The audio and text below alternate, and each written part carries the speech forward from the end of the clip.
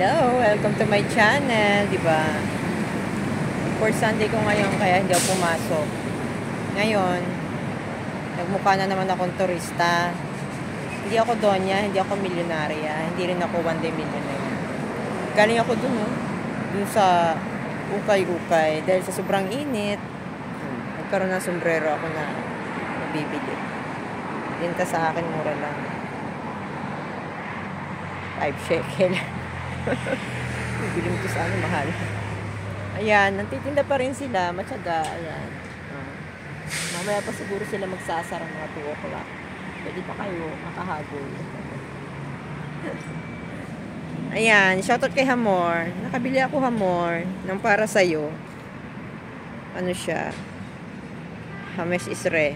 15 shekel. Ang kulay niya is black and gray.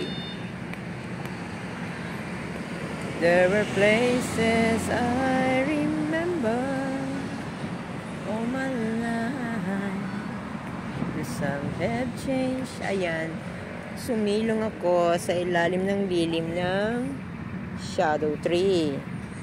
At alam niyo po ba, napakalamig sa ilalim ng puno ng shadow tree. Ganyan dito sa Israel, kapag nasa lilim ka, malamig. Kapag nasa labas ka, tagaktak ang pawis mo sa init. Kaya, kailangan lagi kang may dalang pangbalot sa katawan. Pag nainitan ka, hubarin mo. Pag hindi ka na nainitan, at nilalamig ka na, isuot mo. Diba? Kaiba yung mga puno dito. Magandang, kailangan makauwi na ako. Kasi namimiss ko yung noodles doon sa bahay. At mag-isaing ako. Lulutuin ko yung ampalayang, dahon ampalayang ginataan na may turmeric. Iba ang luyang dilaw dito sa Israel. Hindi siya makulay. Hindi katulad dun sa tinanim ko na talagang maliliit siya. Ngayon, kapag inihalo mo siya sa kanin, magiging dilaw talaga yung kanin. May inuubo. Inuubo siya. Nandito siya sa ilalim ng puno. Lalo siyang lalamigin. Bagay sa kanya, sa may bato upo. Ang ganda ng mga bato. Diba? Lalakad na ako mga ilang minuto. Alam niyo ba, namimiss ko yung pusa ng hotel, si Garfield, tsaka si Oli, yung like ko nasa vlog. Talagang may mga angel pa rin talaga. May nagsabi sa akin na balita daw niya, kinuha daw ng gobyerno at dahil may sakit, dadalhin sa veterinary. Ngayon may isang guest na nagsikreto sa akin lumapit na, alam mo ba yung nangyari sa pusa doon sa baba? Ito bakit? Pinatay ba siya? Sabi niya. Kinuha daw yung pusa. Sige, ba't nila kinuha? Yung pusa na yun, si Garfield, nasasabihan naman siya. Iba siya sa mga pusa na Ngayon, malungkot na sa hotel. Wala na yung pusa. Malungkot na kasi yung pusa is a positive for me kasi every morning nagigreet sa aming mga Pilipino yun. Hindi lang sa amin, pati sa guest. Ngayon, sabi nung guest, makikipag-ugnayan daw siya dun sa mga guest na ibabalita niya sa mga guest na favorite yung pusa. Hindi ko alam kung ipoprotesta nila yung pusa na ibalik. Ewan. Siyempre, hindi naman tayo may-ari ng hotel. Pero siyempre, nakakamiss yung pusa. May nagkwento na inilagay daw dun sa isang malaking awan. Nilagay na lang. Sana napunta naman siya sa mabuting tao. Mabuting pusa si Garfield. Namimiss ko kasi kahit gabi na ako umuwi, panggabi ako, alas 12, alas 11 ng gabi ako umuwi, naglalakad ako. Sumusunod siya sa akin hanggang sa park, tapos tinatanaw niya ako hanggang makatawid na ako ng stoplight.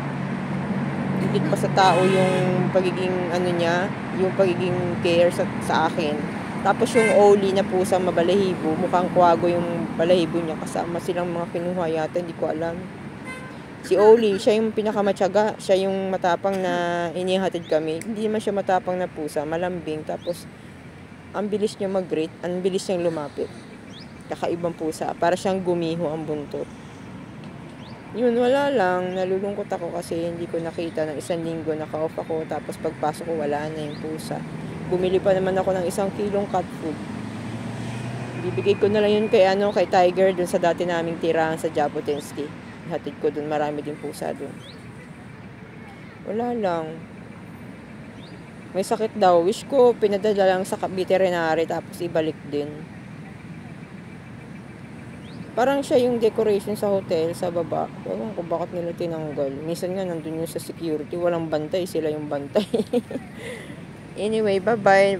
Pasensya na i-share ko lang. Siyempre tayo ay cat lover, dog lover.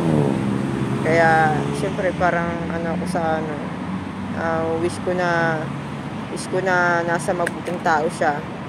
Kaya pala may pusang lumapit sa akin, yung pinangalanan kong Christmaso. Yun na yung last. Pinakain ko si Christmaso, sabi ko huwag mo ubusin yan para kay Garfield. Wala, hindi na makakain ni Garfield yung aking pagkain inihanda sa kanya. Ibibigay ko na lang sa ibang pusa na nag-greet. Sasabihin ko sa mga pusa, huwag kayong pumunta sa hotel. Baka kidnapping kayo. Diyan na lang kayo sa kakahuyan. Bye-bye. Thank you for watching.